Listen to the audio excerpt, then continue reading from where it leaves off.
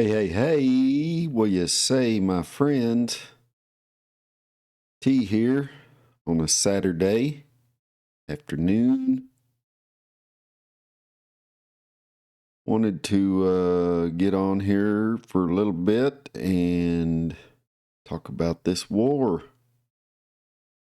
This war that we found ourselves in. The good old US of A. We have gotten in this war with Iran. It's a hot war.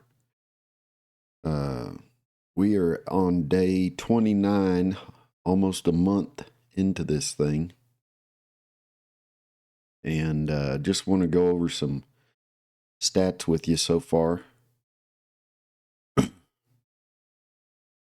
So in Iran, we've got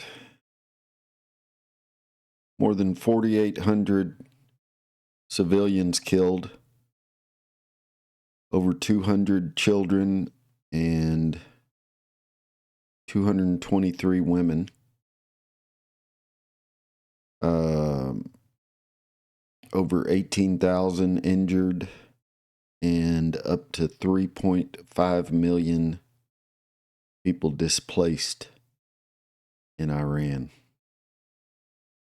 It says here that over 400 total staff killed in strikes on facilities, medical facilities.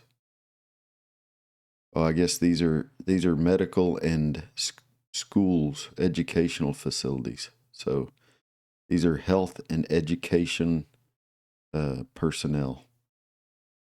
Over 400. In Lebanon, a lot of people don't know that there is a hot war going on in Lebanon right now. Israel has basically invaded Lebanon, and they are working their way towards Beirut. They've been bombing Beirut, the capital of Lebanon. Lebanon, which is like 30-40% Christian. So it's not just the scary Muslims that are going to get killed over there. It'll be our brothers and sisters in Christ. So in Lebanon, we've got 1,450 people killed, over 3,800 injured, and almost 1 million people displaced in Lebanon. Israel, the Zio state, which I like to call it, because it's not the Israel of the Bible. It's like an Orwellian type thing where the name deceives you. But in the Zio state, we've got 84 civilians killed there, 46 soldiers killed, and at least 1,200 people injured. And then we get to the U.S.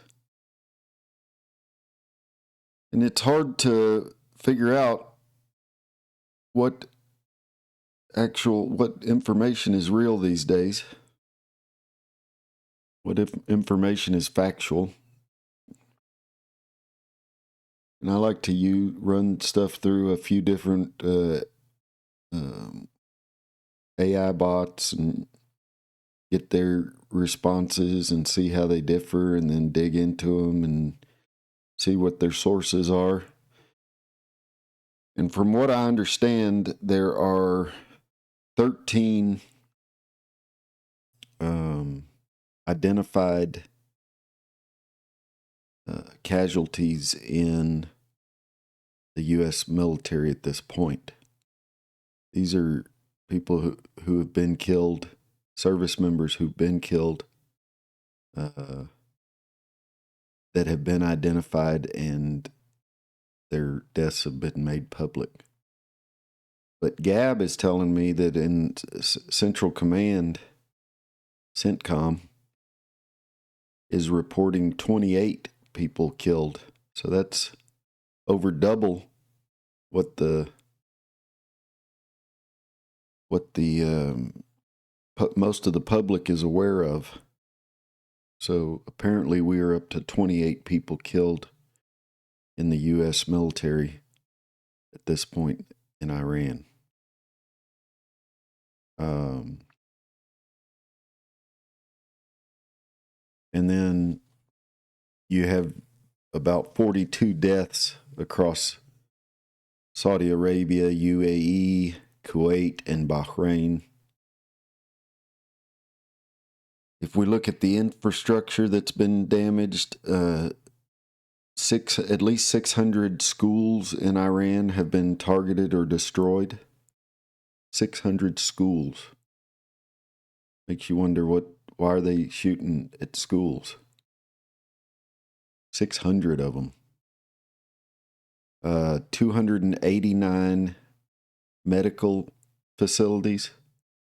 That includes hospitals, clinics, rescue stations that have been taken out of service or damaged by strikes from the U.S. and Israel forces.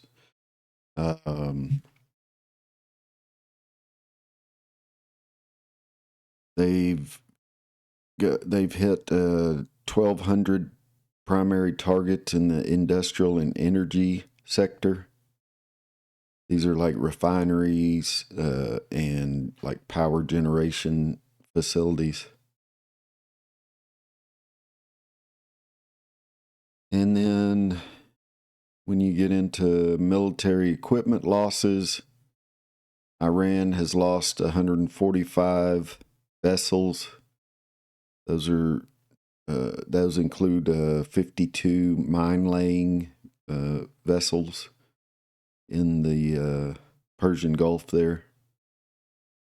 And then there's been 28 regional, commercial ships that have been struck and sunk.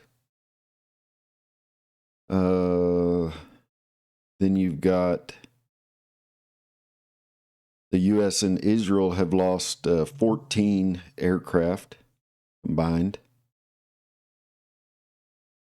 mostly due to the Iranian defensive systems.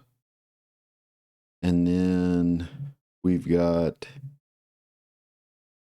over 45,000 precision-guided strikes and missiles have been deployed by the U.S. and Israeli forces, compared to 12,000 plus that have been launched by Iran and their proxies.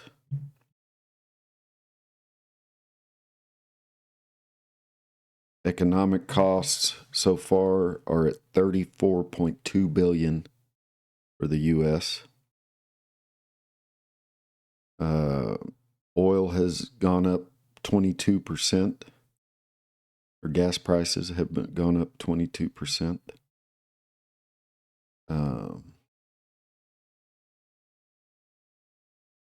And it's causing us to have to dip into our reserves, that rainy day oil. So those are the costs,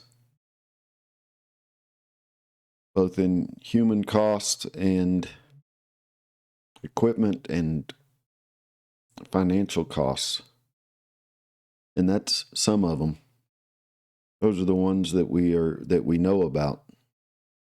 It's an ongoing thing, so I'm sure even as these words are coming out of my mouth, the costs are going up. And I just want to talk to whoever is still supporting this and just ask you why. What are you getting out of it? What do you think you're going to get? What are you hoping to get from this? And if you were the family member of one of those service members that got killed, you think it'd be worth whatever it is that you're expecting to get out of this? Do you think it'd be worth sacrificing your family member for? Just something to think about. far as I can see, we're not getting anything out of this. The average American does not benefit one bit from this. I've never in my life been assaulted by an Iranian. Never in my life have I ever been robbed by an Iranian. I've never had an Iranian arrest me and for breaking some stupid petty law. Never been thrown in prison by an Iranian. And maybe there's people out there that have, Americans. But the vast, vast majority of us have never had a problem with an Iranian. And so I just don't understand the impulse to want to go and kill a bunch of Iranians and get our people killed in the process and spend a lot of money and make evil people more powerful and more rich, more wealthy. Doesn't make any sense to me. So just wanted to put them stats out there and let you think about those. And if you're still supporting this war, let me know. Let me know what you're wanting to get out of it, what you expect to get, and why you think that these sacrifices that are being made are worth it. That's all I got to say for today, my friends, and we'll see you on the next one.